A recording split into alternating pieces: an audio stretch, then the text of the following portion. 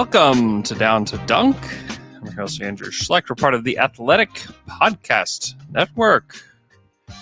Go to theathletic.com/down to dunk and get the Athletic for 30% off. It's Thursday. We usually don't do pods on Thursdays, but we're doing one today. It's mostly because Taylor refuses to face the music on Josh Giddey. He still is holding on to the fact that he's not good. He thinks he's not good. So he decided to quit the pod. And, you know, L-Man is just doing L-Man things. L-Man's just trying to rule the world right now. So I've got Jay. We're the only ones that have flexibility, really. Is what it is. That's honestly, that's the honest truth. And so we can't do tomorrow morning. And so the option was now or no fry pod. And so this is what we're doing, and which is good because nothing's really going to change on the Thunder front, from what I can tell. You know, maybe a knock on the wood. No. But they're off today.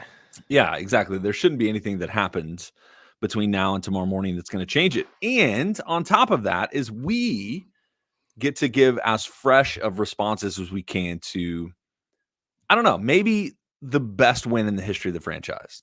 I'll just say it. At least in the last 4 games. Man, it was really a fun game. It started out as just pure misery. Well, it's funny. So I had obligations until about 7:30 last night. And so at 7:30 I get out and I check my phone because I listened to the Wednesday pod, and the whole time I'm like, you know, dang, man, Andrew and Alex are pretty confident that the Thunder are going to win this. And I pull it up and they're down by like 26. And I'm like, so I literally screenshot the score and send it to the group text and say, well done, guys. This is your responsibility. And so it ended up being something where, you know, I think they tied the largest comeback in the franchise history, down 26. And just the second half was incredible. And really even kind of late in the second quarter where the comeback started, it was so much fun watching that. So, Andrew, I want to hear a little bit. So, Andrew, in case you haven't been able to notice, Andrew is down in that kind of front press row. Technically right behind Michael Cage is what I got clarification right behind on Cage. yesterday. Got a great view of Cage's head the whole time. A lot of shoulder rubs just in those timeouts and different things like that. But so tell me, how does the arena feel? And I know a lot of our listeners have probably been to the game last night as well, but how does the arena feel? Last night was great, especially whenever there's moments where the Thunder are gaining momentum. The crowd is super into it, even though there's a lot of Lakers fans. There were a lot of Warriors fans the other night, but it's still a vast majority of Thunder fans. And it gets loud like it used to. And it's just nice to like have that, like feel that vibe again, because being in the empty arena all season last year was just, it was kind of depressing. Because like, even if they're going on this run, like you can hear the bench cheering, you know, like that's the only cheering that you get. Because everybody else in there is like working, and so you can't exactly cheer for them as they're going on this run. But the roar of the crowd was back, and it was really, really fun, man. It was great. Yeah, and you could feel that through the watching it through Bally Sports, which it actually worked all night last night, which I appreciate and thankful for. Wow. I know. Apparently they don't have anything inside. It's like a truck outside. Yeah, and something happened that they're broadcasting from. And I have an inside source that said when Bally Sports came on, he said that when he got the equipment from Bally compared to what they had before from Fox, he's like, this equipment looks like it's from the 80s. It's the least surprising thing that could possibly be. It's such a letdown. Like, I don't want to get on that soapbox too much. I know y'all kind of jokingly mentioned it yesterday in the pod, but it's enraging. The NBA should have at some point they're going to renegotiate these local contracts. Yeah. And the best thing that could happen for Thunder fans is if one of the major networks jumped in. I know I think Portland, there's a few other markets where NBC Sports has the rights for the Thunder. That would be awesome. Ever since Fox Sports or ESPN, like if ESPN created some sort of network to carry a lot more of that. I don't know. The NBA is just too good to have such bad local content, in my opinion. So either way, a lot of fun last night. the minutes, it is kind of intriguing, and you and Alex did mention it as well, is there is no set lineup, nor will there be any sort of set rotation as we move forward. Did you hear what Mark said last night? I didn't. What did he say? So pregame, I can't remember who it was. Somebody was asking him about like the rotation and Isaiah Roby or something pregame, and he was like, "Listen, there is no rotation." Like Mark just straight up said it last night. Like there is no rotation, which I was like, "Thank you." Like Mark has been tremendous with just communicating, and like he really tries to answer your question like to the best of his ability. I don't know. Did you hear his answer about Trey Mann? So I didn't get to listen to any post-game interviews. This was awesome. So this was pregame. I was just asking him, like, do you go into the game knowing who you're going to play, like big minutes? Because like you played Poku 18 minutes in the last game. You played him 6 in the game before. Like, was that planned, or is that just you like reading the game and feeling the game? And his answer was like, it's kind of both. He said, I know who I want to play, but he said, if they're doing the right things, then I'm going to play them. And so then I followed up like, okay, so like, what do you need from Trey Mann to play him more than 9 minutes a game? Because that's kind of what he's been getting. And I think he even played less than that last night. And he said he needs him to play 5. Yeah. He said he needs him to play on the defensive end. And he said that he said, I'm trying to teach the players to eat their broccoli before their Skittles. And he's like, Trey Mann's offense is like his Skittles. Like he can get to whatever spot he wants. He can, hit all kinds of crazy shots. But he's like, if I would just let him go out there and skate around and not worry about the defensive end or worry about the things that I want him to do, he's like, I'm setting him up, to not even have a great career. It's like he needs to eat his broccoli first, which is playing defense, brilliant. Making the right reads, doing all that stuff. So he also said, Skittles, this is a direct quote from him, Skittles is a very relatable candy. And I just thought that was a hilarious line. It's like, somebody asked him, why did you pick Skittles? And he said, well, Skittles is a very relatable candy. It is. Everybody knows about Skittles. So let me ask you a question. So do you think that fits into the reason that Poku played 7 minutes, played substantially better against the Sixers? Mm-hmm. He's still such a raw project. And I think one of the things that's happened for Thunder fans is Giddey's emergence in, 4-5 games, and how good and solid he has looked has made it to where a lot of us have kind of allowed Poku to just kind of, oh yeah, he's a project. That's fine. We're not expecting much from him this year. He can just kind of play 4 minutes occasionally. He'll probably get some G League or G League time. Yeah. And so, but is that kind of the same stuff that you're hearing him talk about when it comes to Poku, in the sense of like, there's a few places, especially in the Sixers, where it was like just like he was nailed to the floor as guys got past him in kind of crucial moments. And I think maybe in the same way is for us, is we're just like, let Poku play. And if he makes mistakes, it is what it is. And Daigneault is trying to make it to where not only can Poku develop for a person here in this franchise, but if he has any desire to kind of make it work for the rest of his career, he has to start working on the broccoli part of his game as well. Do you think that's the same kind of conversation? No question. He's got to eat his broccoli too, man. I think that's the case with everybody. And I think that's why you see Josh play, because Josh has been pretty good. He's had some really nice defensive moments. He's had some lapses here and there, but like overall, Josh Giddey is a helpful NBA player. When he's in the game, he affects the game at a high level. Poku I haven't gotten to it. Doesn't yet. I haven't gotten to it yet, but I just started listening to Sam Vecenie and Matt Penny's conversation about the rookie so far, and I know they've got at least a part of a segment on Giddey. I want to hear what they're saying. You can hear it though. Russillo mentioned it. Ryan Russillo mentioned it last night on Twitter about how unique it was that in the most maybe clutch time of the game, the play they went to, which I don't know if this was the actual drawn up play, was the Giddey to Derek Favors pick and roll. It was the drawn up play. It was. And which is wild because Shea was out of his mind last night, but you knew like they were throwing everybody at Shea.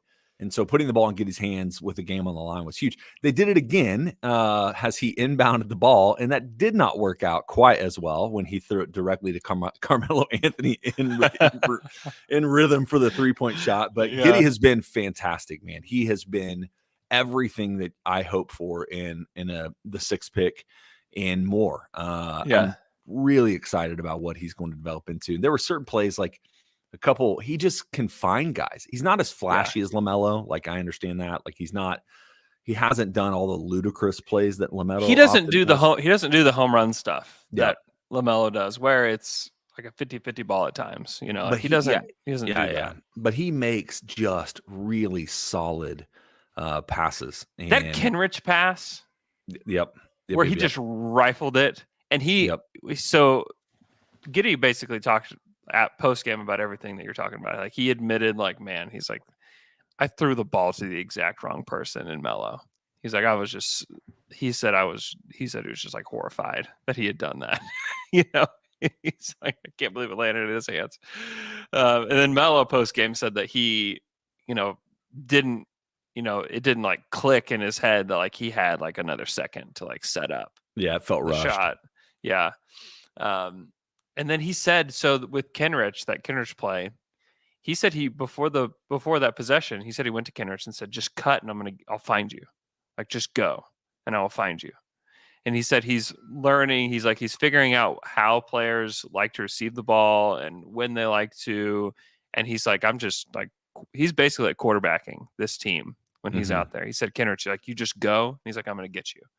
And he just like, that pass, like, if you haven't gone to at least rewatch it, you need to go rewatch it, because it's a spectacular pass that, like, honestly, very few Thunder players in the history of the Thunder could make. Yeah.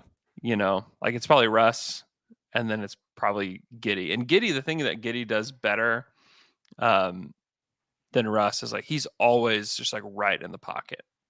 Like, it's always like delivered just right where it needs to be. And where Russ had his moments where he was really grooving with passing, but there were times where he's throwing the ball at, Corey Brewer's ankles. Right. Which is where you have to throw it with Corey Brewer. Nothing. He's the nothing, man. Nothing traditional works for Corey Brewer. Hoopstock 69 says it, and I agree with him in part. And it's hard, as I don't know if that was drawn up or if it's just an assumption on. So if you rewatch that last play where Melo gets the ball, is Kenrich is cutting back to the ball, and he slips. But before he slips, he begins to kind of break out, or to kind of the right side of the court if you're facing towards Giddey, when Giddey threw it with the anticipation that he was going to cut to the left. And so I don't know if that's just a miscommunication, a lack of kind of connection between the two of them. I'm not 100% sure what it is, but it definitely feels like one of those things where Kenrich slipping was part of it, but they just, he went right when Giddey went left. And so it's hard to give that all to Giddey, but it was rushed. Giddey should have called timeout is really what it should have come down to. Like, if he's not getting it in, like, he should have just called timeout and they try again. Yeah. And you could feel, I mean, I don't know what it was like in the arena, but definitely on TV is you could feel this real, and let me clarify. NBA players always want to win, always want to win. But there was a special importance to pulling that game off last night. I think Daignault really, you could tell, wanted to get that win, not just because it's the Lakers, but just because it's kind of the reward for the correct way of playing. And you've seen the way they played against Houston, which was just a disaster. And then to come back and play Philly, even the Warriors, and then to play the Lakers last night so well, it's just like the moral victories are cool for the Twitterverse, but in reality is those guys to play as hard as they did and as well as they did, as clean of a game as they did, getting that win was a huge deal. And so the pressure, you could feel it rising up in the team, especially. And then you throw a 19-year-old kid who's 19 by like 2 weeks, you throw him out there and have this inbound play, which he's somebody eventually, there's nobody I would trust more with the ball in that moment. But being this early in his career and what would be probably the biggest moment of his NBA career, honestly, is just a lot to ask him to do. And it worked out. The Thunder got a win. They ended up winning 123 to 115. just unbelievable. You and Alex called it yesterday, and it was really fun to watch that develop. And the whole time I'm like, I'm going to text or tweet something about you two calling it. And I'm like, don't say anything until it's over. Do not say anything until it's over. Don't do it, Jay. Melo what do you think about that three? Let me ask you a question about maybe the moment that is not really part of the game, but kind of part of the game. So at the very end of the game, Bazley gets the steal, goes down, dunks, and Russ apparently was not a fan of it. And used it as kind of a coaching moment, right? And in my mind, that's Russ trying to be like don't do that. That's not how you're supposed to respond. You have any thoughts on something like that? I just think that if it were anybody else besides Russell, I would, say that's fine. But you think Russell Westbrook in front of his home crowd isn't going to steal the ball and go dunk it? Like, give me a freaking break, dude. Like, give me a break. The only reason he was mad is because they lost. Right. And like that's and Bazley probably did the wrong thing, but he had so much momentum. Like, he had to run pretty fast to go get that ball. He had so much momentum. He could have dribbled it out. He probably should have. It's the unwritten rule, whatever. I say this is your first win. You're a young team and you're beating this like old Lakers team. Go smash it. Like, I don't care. And Russell, you think a 21-year-old Russell Westbrook isn't going to steal the ball and go dunk it? Like, give me a break, Russ. Like, that's garbage. Like, that is ridiculous to me, that of anybody. Like, if it were LeBron, like LeBron maybe doesn't go dunk that. If LeBron like took him aside, I was like, hey man, like, you shouldn't have done that. From one clutch guy to another, don't do that next time. Well, but for Russ to lose is cool about it. It's like, dude, like it's just like such a Russ moment. Well, and if you remember, like, just kind of as a reflection of how LeBron will handle it differently, a few games previously when they're playing the Suns, I guess it was earlier in the season, and Cameron Payne is, I don't know, apparently strutting and, acting like he did everything. And LeBron is from the sidelines like, hey, just a year ago, you were sitting at your house. Stay humble, and LeBron has that. I think Russ has that in a lot of ways, especially he's the face of the franchise. Like, there will be no player, from that first era that has as much gravity as he does, or has much, significance in the franchise. And so I get it, but it definitely was way more. And Hoops Talk 69 said this as well. He says he was just embarrassed. And I would say more than embarrassed, he was just angry. That's a bad loss. Yeah. Like, that's not a good loss. It's bad. It's all over Sports Center. And the fact is that, like, he doubled down. Like, the first ESPN notification that I got after the game was Westbrook gets tossed after Darius Bazley throws down a dunk. That's the first notification I get. It's like, bro, like, help yourself out a little bit, just like let it go. But the fact that he doubled down on like how much he thought it was wrong, and I'm sure Lakers fans stand with him, and that's part of like why you love Russ as a fan, is that these moments like that, it's annoying on the other side, but when you are a fan of him and you see him like go after somebody because they did something they shouldn't have done, like, you probably like, yeah, like, he's so justified in what he did. But when you understand like Russ's career, and like Russ has done stuff like that so many times. I mean, the dude freaking blocked a half-court shot from a mascot one time, so that the Denver fans couldn't have like a cheesy gordita crunch or something. So just give me a break. Right. Yeah, and he's the guy that he always seemed to care about it as much as you as fans did, right? So that's why you kind of always appreciated him, because you do have some guys, like, especially in the games that are kind of throwaway games where they don't feel like they really care as much as you do, and it doesn't make sense. And so Russ was always, that's why my dad loved Russ. It's because, like, ride or die, Russ was going to, go out there and be as competitive in a random game in February as he would be in a playoff game sometimes, And so it is what it is. It's just one of those moments I thought was at least, worth noting.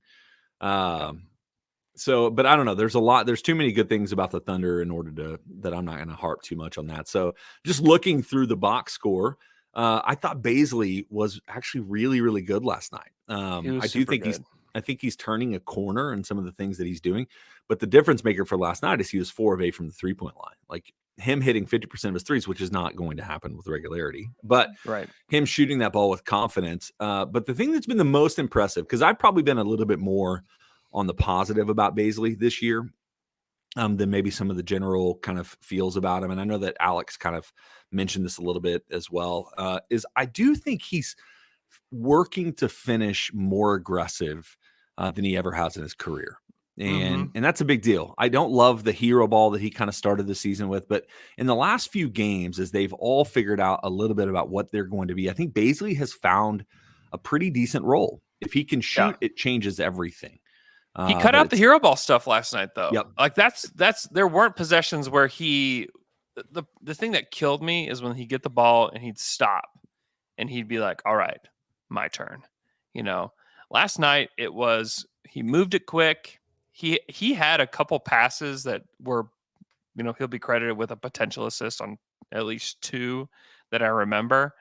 But he was passing the ball really well last night. He was moving it quick. He wasn't stopping to try to get his own, like thinking he was Paul George or something like that. Right. That's the stuff that just kills me, where it's just like, dude, that is not you. Yeah, you're not. That is just not. That's not you.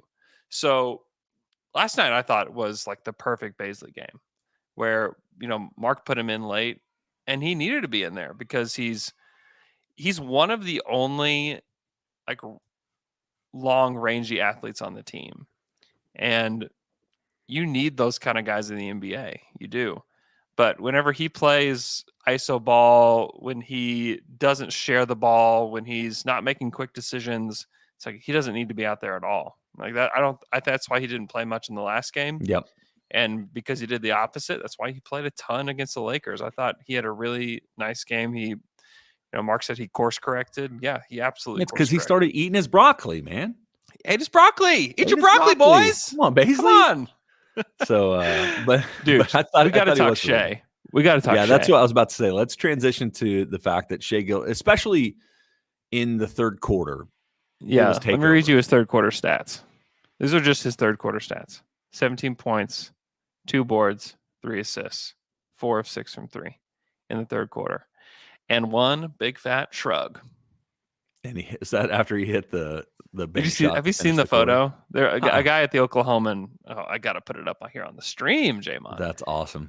It was the photo itself was just so good. So let me tell you kind of as you look for that photo, let me just tell you a little bit about my evolution with Shea this year. Is the first few games I was like, man, this is going to be a brutal season for Shea. Like, he has no space. He's forcing everything, and he was even acknowledging a lot of that in post-game interviews and conversations. But the last 3 games, oh my gosh, isn't that just perfect? Is awesome. I'm sure you've seen it, and if you're on our YouTube, go to youtube.com, search Down to Dunk, click subscribe. You can watch us on YouTube. But if you're on the stream, like, you can see this picture. It almost looks posed.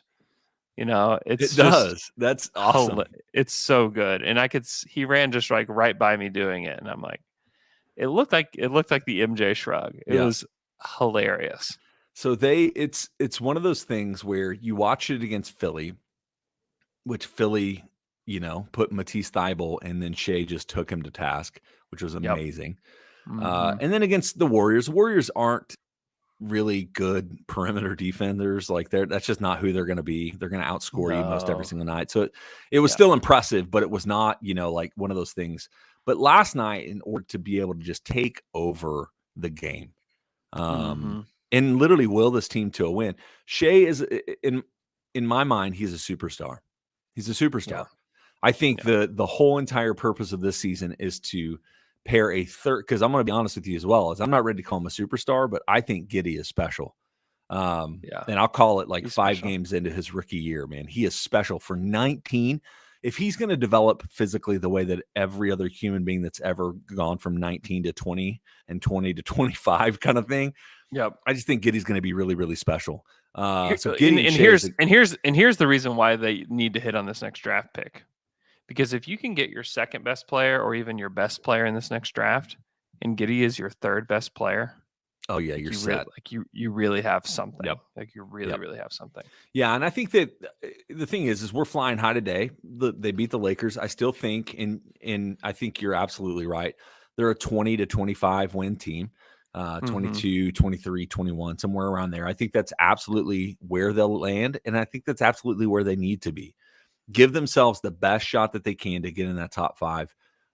Really top 1 or 2 would be really awesome. I'm not a super Holmgren, a Chet fan, just because he's so tiny, but or so skinny, but getting just kind of that third piece, which could, like you're right, could be your first, could be your second or third best guy. But I have a ton of confidence with Shea. And if you can get a big that's really good that can stretch the floor, I just think we'll be shocked. And it feels, and I know they're trying to replicate this, and so they're practicing the old Thunder facility and doing all those things. There are moments in last night's game, even the Philly and the Warriors game, where it definitely feels a little bit more kind of that vibe that was there in the early days of the Thunder. But I do want to say one thing. The conversation about they're going to move this team because nobody's going to come to the games and nobody's going to care and support it. Can we just kill that whole entire conversation? It's got to be done. It's got to be done. You watch last night, and here's the deal. I know that the Lakers fans probably filled up half of the arena, and there will be games where the Thunder don't draw a crowd. But after the Warriors game, or was it the Sixers game? Sorry, they're both a little blurry in my mind. But the fan base stayed afterward and did that standing ovation, applaud their effort. Yeah, that was the Warriors game. Yeah. And then last night, they were absolutely on fire for the Thunder at the end of the game. And so this idea that the fan base, and I'll be honest with you, like in moments where I wasn't thinking clearly, I thought that the Thunder would struggle in the midst of a tank. And there will be ups and downs, I think, over the course of this. There will be struggles. There will absolutely be struggles. But this city, that will happen. This fan base, at least 5 games in, 3 home games, appears to be strong enough that we recognize the effort and will applaud this team as long as they're moving forward in a direction that makes sense. And what you don't want to be is the Kings, where you haven't been in the playoffs. What did you say, 16 years? And so there's a majority of Thunder fans recognize what's going on and can applaud the fact that regardless of the outcome, is the brand of basketball that was played in the last 3 games is really enjoyable to watch and support. So that whole entire conversation needs to just die. Well, and people need to realize that, like, go look at and see how many coaches the Kings have had. Go look and see how many general managers the Kings have had. Like, go look at those things. There's no stability. I think one of the biggest competitive advantages that teams can have is having a stable owner and a stable general manager, and a general manager that has vision. And like, if Sam has anything, he's got vision. Like, that's like, in spades, he's got vision. So it's just you're trying to compare them to the Kings or the Timberwolves or like whoever else you want to compare them to, even the Magic, who've had cycled through coaches and had to cycle through general managers too.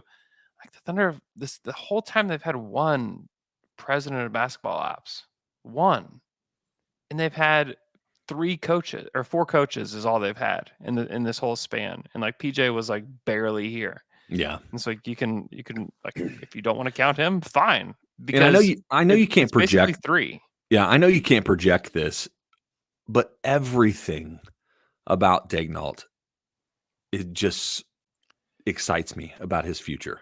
He's great, man. I like him as a guy. I like him as a coach. He is like very humble himself. Somebody asked him last night, I think it was Myron Patton, asked him after the game about how, like, you're in a huddle, you're down 26, you're telling the guys, what to do and that they can get back in this or whatever. He's like, do the guys believe you when you talk?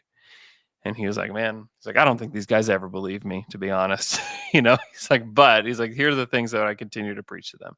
And what's funny is that, like, they are using Mark lingo all the time. Like Shea in particular is using like the stuff that Mark is preaching to him all the time. And like, anybody that wants to think that like Shea is unhappy or Shea doesn't like this, or just why look would at the Shea shrug ever picture. Want to do this? Look at the shrug picture. I see him bebopping down the hallway, like even after being 0-3, or 0-4. Like he he is not upset with what the team's doing. He's not upset. He wants to be a leader and understands that he has a chance to be a part of something special down the road. Yeah. And so he's not, man, like we're losing. Like he's got the same vision that the franchise has. Like he's got it too. So the people that say that are projecting their own feelings about how they would feel if they were Shea, but they don't bother to listen to Shea talk after or before the game. They don't bother to watch the Thunder. They don't bother to do any of that. They just are projecting their own stuff out there, saying that, he should feel this way. Well, he doesn't feel that way. He doesn't. Yeah, and part of it is I think Oklahoma City fans just historically have an inferiority complex. And I think it's really people that live in the city. It's where we always feel like we don't measure up. And I think part of that also comes from the fact that the way we got our franchise, a lot of people really, really kind of started out their conversation about the Oklahoma City Thunder from a negative lens, right? Like I still hold a grudge against Bill Simmons because he used to call us the Zombie Sonics, right? Like, and used to, there's one of the Neil Everett on Sports Center, who's from Seattle as well. Like he would always have a little dig every time he talked about the Thunder. And so I think that's part of it as well, is like we get really defensive. We get really nervous when things aren't, it's like we have to be competing for a championship forever and ever, or nobody will want to ever be here. And it's just not the reality. I think the thing that Clay Bennett and Aubrey McClendon and the ownership team did, 13 years ago, or however long it was, 14 years ago, is they hired Sam Presti. And he was a guy that recognized that there's going to be challenges building a team in Oklahoma City, but if you do things the right way, you're going to have a high chance for success as you grow as a team and a franchise. And so we're seeing it play out, and Shea's happy and he's excelling. Like, I think after the first few games, we're all a little bit honest to say, like, oh, if this is what this whole season's going to be like, I don't know if I would want to stay and play. But to be able to see these last 3 games where they figured some things out against pretty decent opponents, right? Like that's 3 probably playoff teams. I don't know it was at home, but they played well against 3 teams that are pretty good competition. And so you're going to see them win some games like that, like they shouldn't have against the Lakers. You're going to see them lose some games where it does just seem to all fall apart. But in the midst of it, I think what I'm noticing more and more is it's going to be a lot of fun just watching these guys develop it. And they're enjoying it as well. It may not always be that way in hard nights, but it seems like the team is also enjoying it. Yeah, there's going to be good stretches and bad stretches, and they're going to lose a lot of games, and that's okay. That's a part of the plan here. All right, let's go to some Twitter questions. Twitter questions. Our first question comes from @kinda Scottish. He says, "Is Josh Giddey the Rookie of the Year or the MVP?" I think it's going to be hard to. This rookie class is really proving to be everything that a lot of people had thought about it. Evan Mobley has been really good. Jalen Green has been up and down, which is what we kind of thought he'd be, but he hit 8 3-pointers the other night in a game, set the rookie record for Houston. I think that there's just a lot of guys. I don't think Suggs is going to be that competitive. Scotty Barnes is somebody I didn't even mention. He's been maybe the best rookie of the year so far. We haven't even seen Cade hasn't played. Yeah. Cade may play Saturday. Man, that'd be great if I was a Pistons fan, I'd be pretty excited. So, but Giddey's been fantastic, and he'll make it. I think he makes an all-rookie team, whether it's first or second. I think he definitely makes an all-rookie team. So, what other guys have you noticed out there that are? Chris Duarte, Grape Ape mentioned in the comments. Yeah, Duarte's probably been the best rookie. Because he's 26 years old. He's very old. He's a very old man. He's playing like legit minutes. They're like, oh, this is cool. We've got a legit rotation guy. By the way, he plays a ton. This is stupid. Miles Turner has fallen out of the rotation in Indiana. Yeah, Rick Carlisle, best coach ever, man. I'm just saying. I just threw that out there with no connection to the Oklahoma City Thunder, but this is why it is weird. It is weird. Jalen Green has had moments. Franz Wagner has been the best Orlando Magic rookie so far. I wouldn't say that's going to continue. But yeah, I mean, Davion has played well for the Kings. And honestly, like JRE has been one of the better rookies in this class so far. Yeah, hasn't that been awesome? JRE was fantastic against the Warriors. I think I'm going to call. I want to call. I don't know what to call him yet. I don't know if that's right. I just don't know if I feel right about that. Nothing Just call feels him right Jeremiah to me. or Jerry. Jeremiah. Yeah, we've talked about Jerry, JRE. It's just nothing feels right yet. So just if you guys will just leave me alone about it for a while, I would appreciate that. But he's been good. Şengün's been good as well for Houston. He's not like world beater or anything. Yeah, he's like 8-4, 2 assists right now. He wasn't great against the Thunder, which I kind of liked. He did have a really awesome block, but no, he was not great against OKC. So that makes you feel a little bit better inside your heart. So, I can't wait Cade to see Cade will be up there, Aaron Wiggins, and Jalen Green will be. So, all right, I've got 10 minutes left, Jay. All right, let's go. I've got to hop to a meeting. Lots of people asking about Josh Giddey. Thanks for the Giddey questions.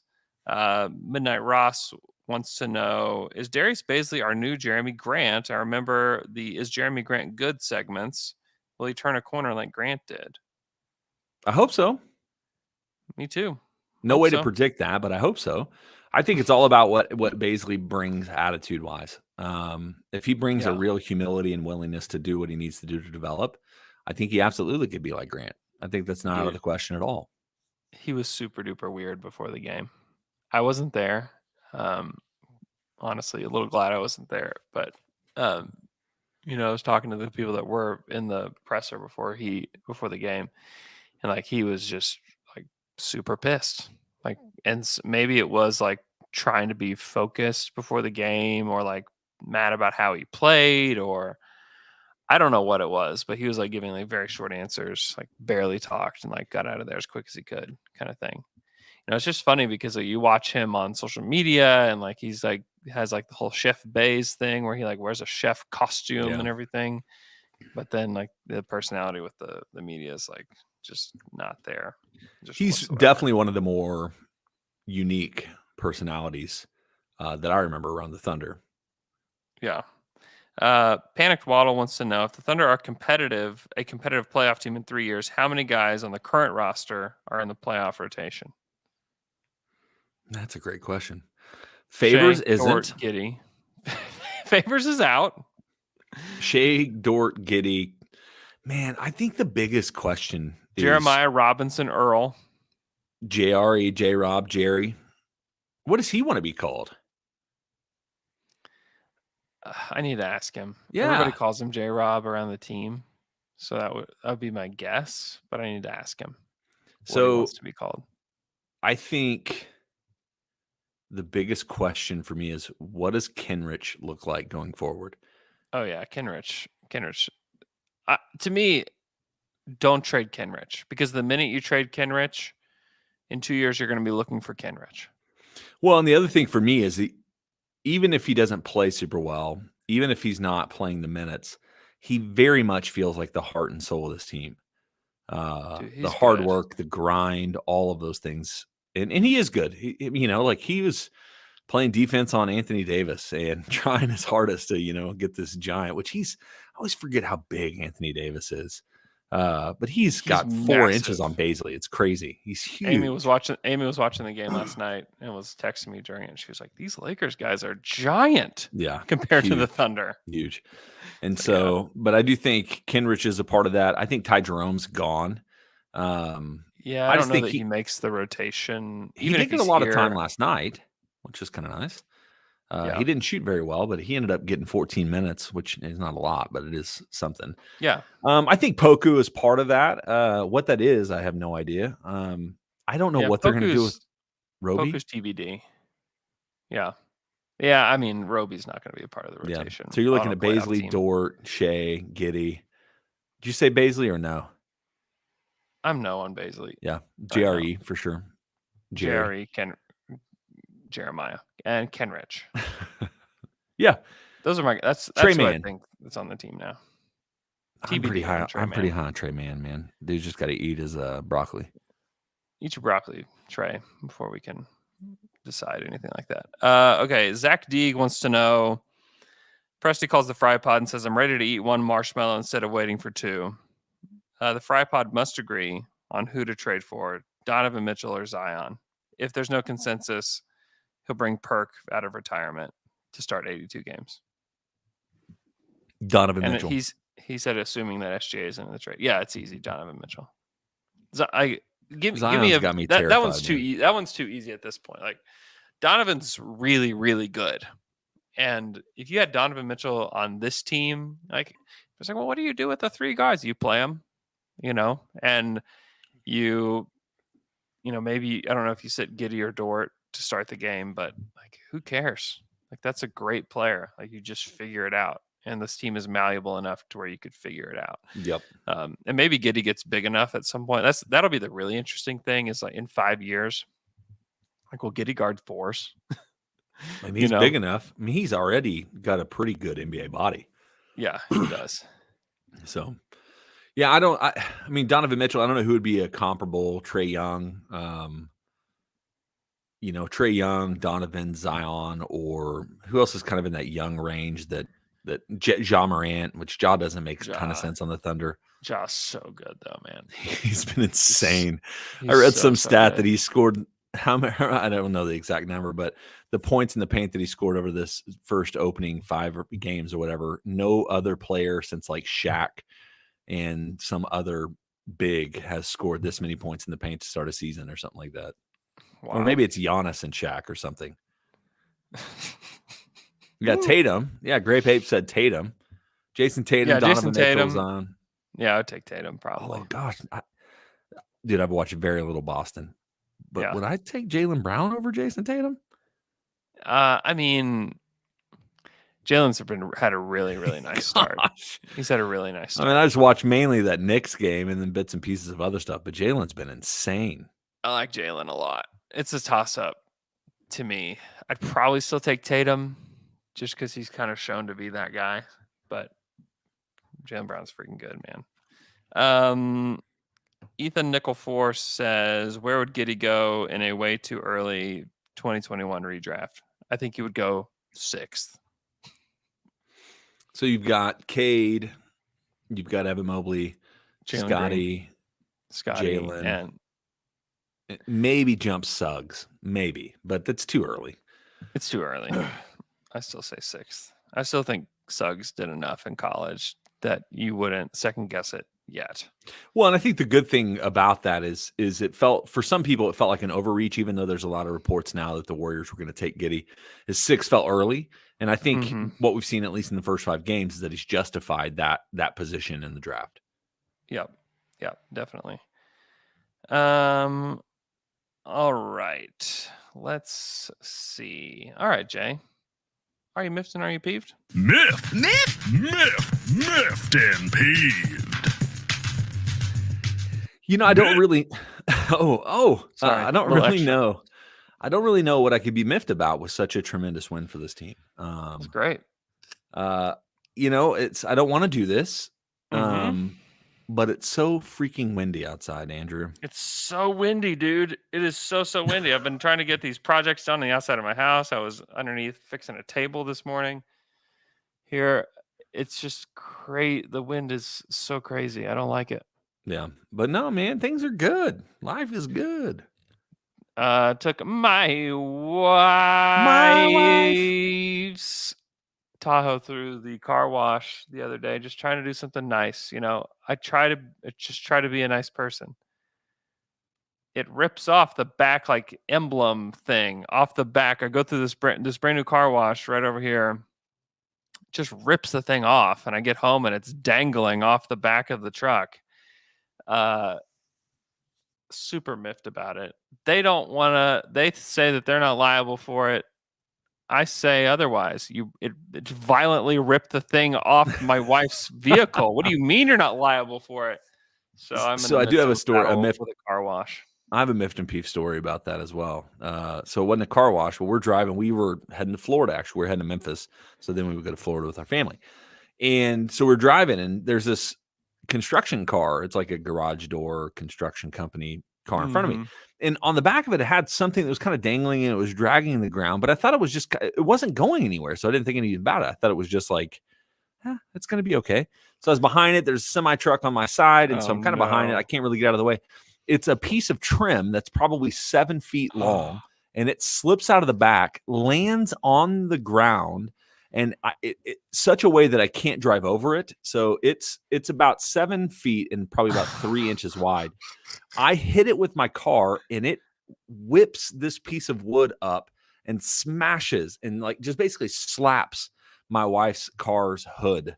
And so there was like a dent in the side of it. So the good thing is we pulled up next and we're like, hey, and we called the guy and he's like, just go get a quote and then, let me know and we'll take care of it. But then we went and got the quote, and it's like, it did damage to the bumper. It did damage to the front end. It's never one thing. It's we're going to send that to the insurance. So it's insane. Cars, man. Cars. So annoying. We just sounded really old. Cars. We talked about the weather and cars. So this is your Thursday Dad Pod. Thursday Dad Pod, everybody. Everybody get out your wide leg jeans and your New Balances and enjoy the weekend. Get one last mow in before Halloween if you can. I'm gonna mow on Saturday, man. There you go. Got to listen to the Slam Jam while mowing the yard. That's right. Flip the flapjacks, mow your yard. That's right. All right. Hope you guys have a great weekend. Thankful that you guys listen to our show. This is really fun to do. Enjoy more Thunder basketball. Be sure to join us on November 15th. If you don't have tickets for that yet, you can go get those. You can go click the link it's on our Twitter profile and join us. Tickets are still available to attend the game. The limited spots for the live pod before the game are still sold out, but you can still show up. So have a great day. Talk to you guys again on Monday.